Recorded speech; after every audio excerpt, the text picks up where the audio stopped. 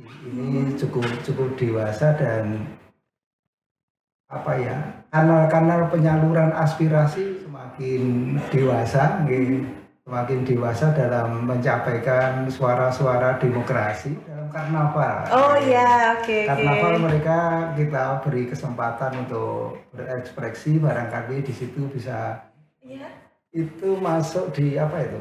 KPPS. Oh. Masuk penyelenggara pemilu ya, Pak? Iya. Iya, itu sampai pagi. Iya, itu terakhir. pertama kali ya, Pak ya. Itu terakhir.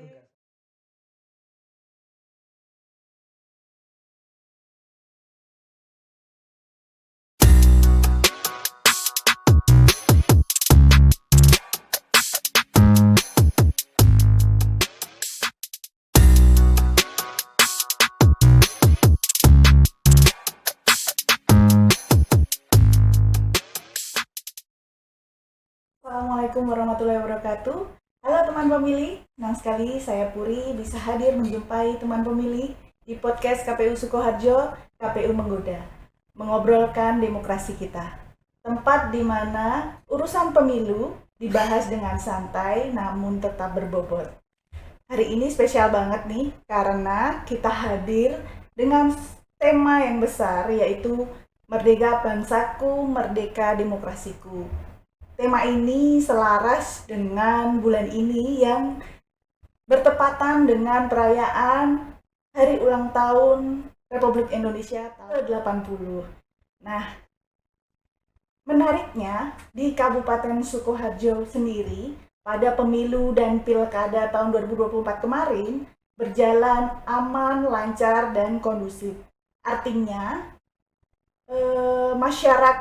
kesadaran masyarakat kita terhadap demokrasi ini semakin tinggi.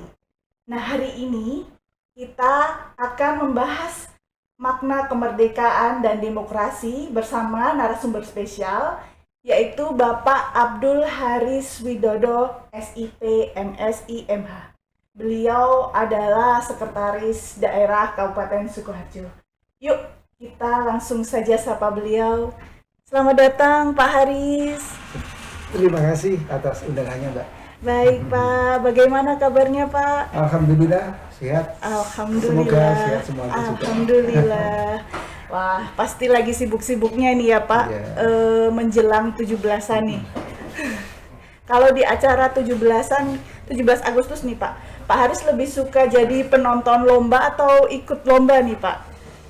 Ya, harus ikut. Ya. Harus ikut ya, Pak? Semuanya harus berpartisipasi. Gitu. Walaupun sekedar lomba kemeriahan lah. Gitu, ya. Lomba gajing-gajingan istilahnya. Pak. Kemarin kita bersama-sama dengan Forkompimda ikut lomba gajing-gajingan di halaman Setda Kabupaten. Dari pemerintah Kabupaten Sukoharjo juga ada lomba ya, Pak, khusus pemerintah ya, Pak. Pak Haris, bagaimana sih, Pak, memaknai hubungan antara kemerdekaan dan demokrasi di Indonesia ini khususnya di momentum hari ulang tahun ke-80 ini?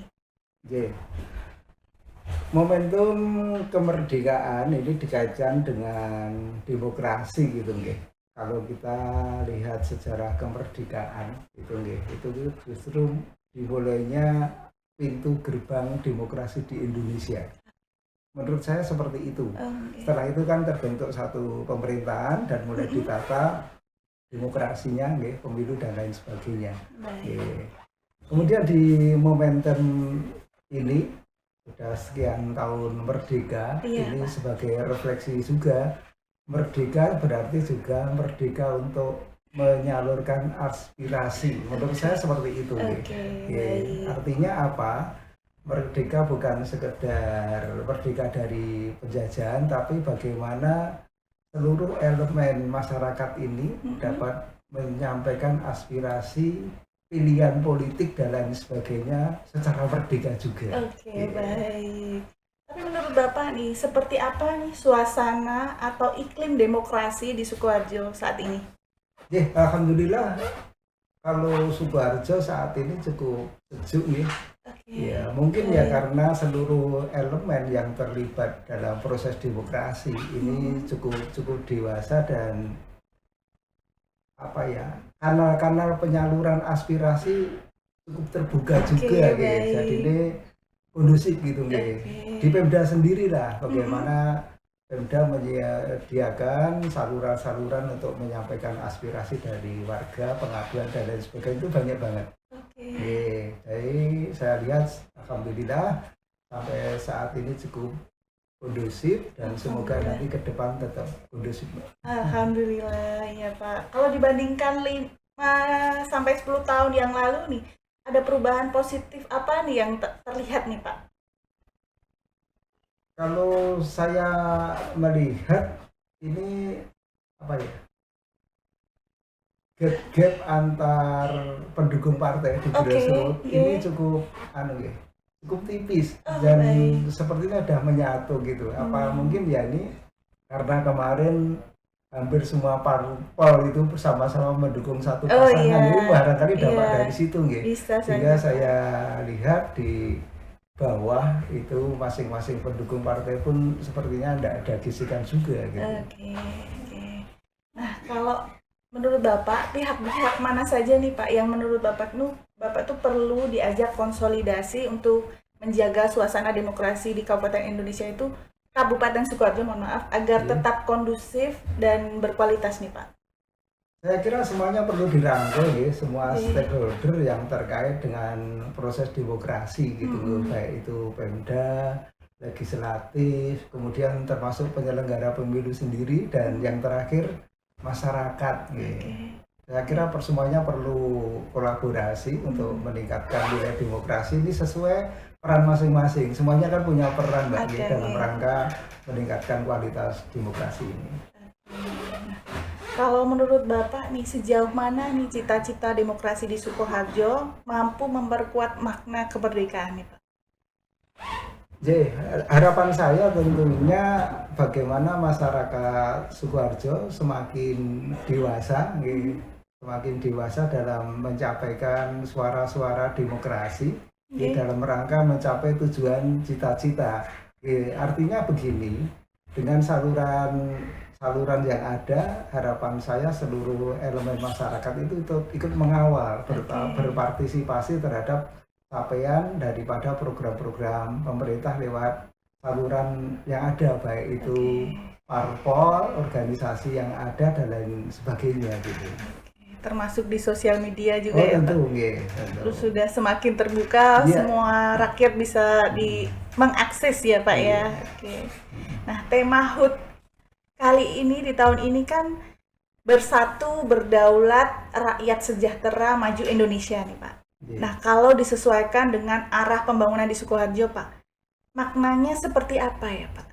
Alhamdulillah ini sangat relevan sekali gitu dari tema UTRI tahun ini. Sukoharjo kan visinya Sukoharjo lebih maju, adil dan bermartabat. Artinya hampir sama dengan tema HUTRI ini gitu hampir sama lah gitu Jadi bagaimana kita mewujudkan satu tatanan masyarakat yang lebih maju dalam satu keadilan kan gitu.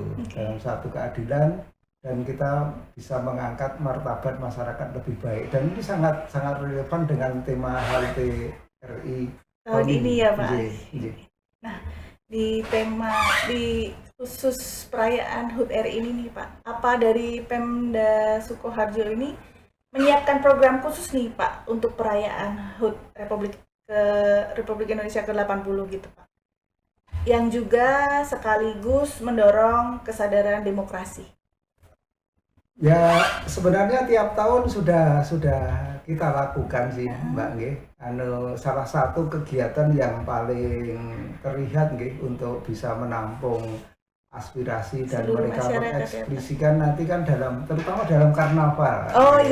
Karnaval mereka kita beri kesempatan untuk berekspresi, barangkali di situ bisa menyalurkan aspirasi tapi dalam koridor itu karnaval gitu nanti tetap dalam koridor itu, artinya biar tidak terlalu jauh dari tema menyemarakkan HUTRI. Jadi pintu-pintu itu sebenarnya sudah kita laksanakan dari tahun ke tahun dalam peringatan HUTRI gitu Ada karnaval setiap tahun ya Pak, dan melibatkan seluruh masyarakat ya Pak ya.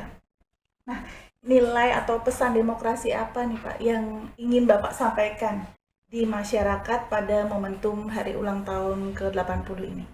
Jadi harapan kami kepada masyarakat ya monggo sama-sama lah kita membangun dan meningkatkan nilai-nilai demokrasi ini sebaik mungkin sesuai dengan peran masing-masing.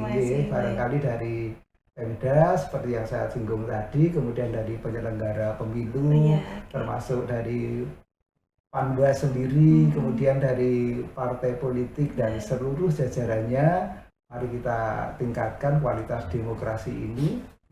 Artinya bersama-sama lah gitu. Saling ya Pak. Iya. Nah, apakah Bapak punya nih kisah inspiratif yang menggambarkan wajah demokrasi di Kabupaten Sukoharjo nih Pak? Kalau inspiratif mungkin seperti pengalaman pribadi gitu saya pernah gitu saya itu sejak masih bujang itu masuk di apa itu KPPS.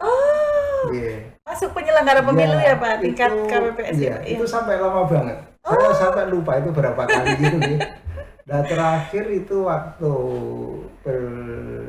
pemilihan serentak 2019 kalau enggak itu sampai pagi itu terakhir. Pertama kali ya Pak ya. Itu terakhir tugas saya karena setelah itu ada aturan yang lebih 50 enggak boleh gitu. Iya, ini artinya bagaimana kita juga bisa berperan itu untuk mensukseskan demokrasi ini gitu Itu pengalaman yang paling berkesan saya dari sejak bujang sampai batas waktu 50 sudah tidak boleh lagi luar biasa ini Pak. Nah, ini kan Bapak pernah pengalaman jadi KPPS nih ya Pak. Ada pengalaman yang menarik nggak nih Pak selama waktu jadi KPPS gitu, atau pesan ke teman-teman pemilih bagaimana ketika jadi KPPS itu gimana Pak? Jadi saya kira penyelenggaranya kan sekarang cukup dinamis juga berbeda dengan tahun-tahun awal gitu ya mungkin ketelitian perlu kita tingkatkan terutama untuk pemilih lansia gitu itu perlu diwaspadai dan perlu diedukasi kan karena apa mereka cenderung kadang-kadang lupa lupa kartunya diulang seperti kalau pengawasnya tidak jeli kok kurang kan gitu yang kemudian kadang-kadang tidak dicoblos. Ini saya kira nanti perlu sosialisasi khusus yang dianggap istilahnya apa ya rentan rentan kalau generasi muda saya kira cerdas lah jadi coblos gitu tapi yang lansia itu saya kira perlu edukasi sendiri. Dan menurut saya kemarin saya prediksi dengan antara suara rusak dengan pemilih yang lansia itu hampir sama. Saya prediksi yaitu gitu. Baik Pak. Jadi nanti ke depan mungkin dari jadi KPU, catatan ya Pak buat KPU. Jadi catatan bagaimana ini bisa diantisipasi. Maning Mbak, kalau suara rusak itu maning. Iya Pak. Apalagi kalau jumlah lansia semakin banyak juga suara yang rusak juga semakin banyak ya Pak. Nah, ke tantangan nih Pak. Kalau tantangan paling spesifik apa sih ya Pak yang dihadapi Sukoharjo untuk menjaga kualitas demokrasi? Saya kira untuk tantangan ini cenderung ke pengaruh global gitu pengaruh global terutama dari medsos gitu ini yang perlu diantisipasi karena kejadian-kejadian di luar sana itu detik ini juga bisa terjadi. Nah ini perlu diantisipasi jangan sampai ini terjadi di Sukoharjo. Misalnya masalah A di sana bisa meledak. Di sini bagaimana? Nah ini perlu diantisipasi. Mbak. Untuk lebih bijak bermedia sosial ya Pak karena juga banyak hoax juga. Gitu, Pak. Nah apa harapan Bapak nih terhadap peran masyarakat di Sukoharjo khususnya di pemilu dan pilkada mendatang nih Pak? Harapan saya nanti partisipasi dari masyarakat itu semakin tinggi gitu nggih, semakin tinggi sehingga apa pemilu ini benar-benar berkualitas gitu nggih, berkualitas, partisipasinya tinggi, mungkin suara rusaknya rendah gitu. Nanti saya yakin itu akan berkualitas. Jadi harapan kami nanti semua warga yang berkesempatan untuk melakukan atau menunaikan hak pilihnya ini, kami mohon nanti digunakan sebaik-baiknya. Ayo bareng-bareng kita wujudkan satu pemilu yang berkualitas, lebih berkualitas daripada yang kemarin untuk masa yang datang. Baik Pak. Nah, apa nih selanjutnya, apa nih pesan utama Bapak nih untuk masyarakat di spesial Hari Ulang Tahun Republik Indonesia yang ke-80 ini? Untuk masyarakat Sukoharjo di momen yang spesial ini dalam rangka HUT RI tahun 2025,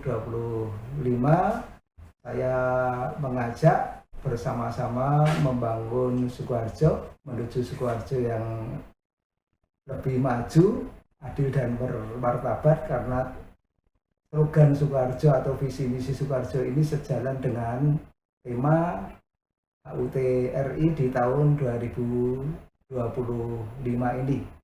Saya kira demikian. Oke, nah terakhir nih Pak, ini kan pesan dari masyarakat sudah. Nah, ada pesan dan harapan nggak nih Pak, khususnya untuk KPU Kabupaten Sukoharjo nih Pak?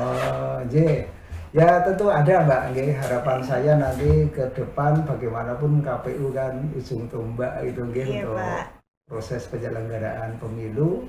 Yang pertama nanti hubungan kolaborasi dengan Pemda, harapan kami nanti ke depan semakin baik.